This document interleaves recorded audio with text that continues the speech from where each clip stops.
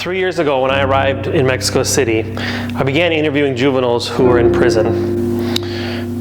At the juvenile detention center in Mexico City, the guards would bring out a teenage boy or girl one at a time for me to talk to. And after 30 or 40 interviews, I thought I had a pretty good idea of what to expect. Until the guards brought out a little boy named Oscar. He was a short, thin, black-haired little boy. The guards told me he was 14 years old, but if they had said that he was 10, I would have believed them. And the whole time, Oscar would just look down at the ground. He couldn't even look me in the eye. Until I asked him whether he came from an indigenous community. And when I asked Oscar, he looked up at me for the first time, and he had this look in his eyes as if to say, "How did you know?" You see, Oscar came from a small indigenous community in the mountains of Oaxaca, about 6 hours outside of Mexico City.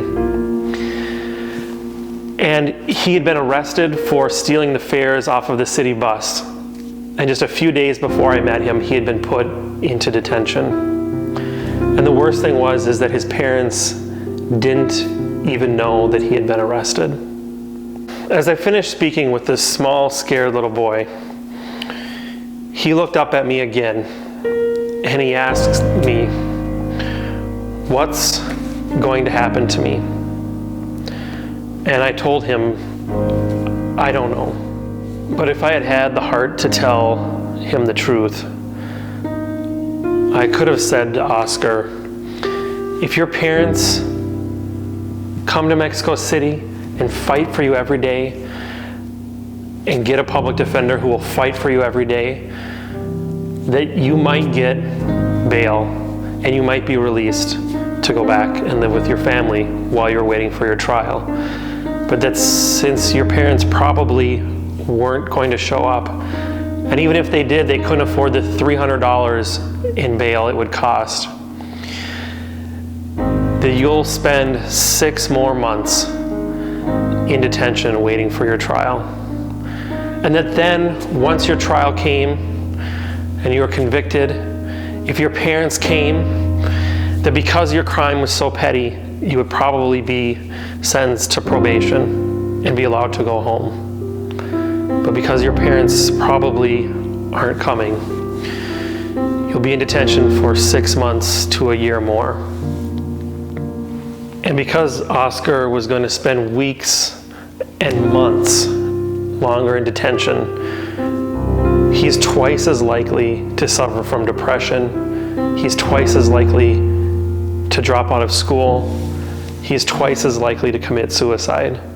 And he's twice as likely to abuse drugs when he's released. We know that whether or not a juvenile is in detention is the #1 predictor of being arrested when they become adults. And in Mexico, 76% of all kids in prison report being beaten or abused by the prosecutors, the guards, or the police. And that for a small boy like Oscar, it's even more likely that he would be beaten or abused by the other boys in detention. I ended my interview with Oscar, and I wished him luck, and I sent up a silent prayer for him and all the other boys I had met that day. And it's because of Oscar and the 35,000 other kids that go through Mexico's detention system every year that I started International Justice Consulting and the Children in Prison Project, and we're now celebrating our 2nd year anniversary. We're very excited to be able to report back on all of the successes that we've had.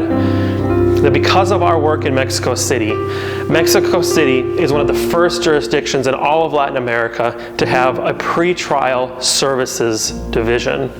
What this means is that every juvenile who's arrested in Mexico City will be given a risk assessment, and the court can decide based on evidence whether or not they need to be in detention awaiting their trial. And by the end of 2016, we expected over 300 more kids will get pretrial release in Mexico City and be able to spend those months at home with their families while they're waiting for their trial. And for kids like Oscar, whose parents don't appear at their hearings or who don't have parents, we've created a relationship with a network of group homes in Mexico City that the judges can release these kids to while they're waiting trial. Because we know that every day that a juvenile doesn't have to spend in detention, and they can be home with their family and continue going to school, is one more day that they have hope for the future. But our work in Mexico is not done.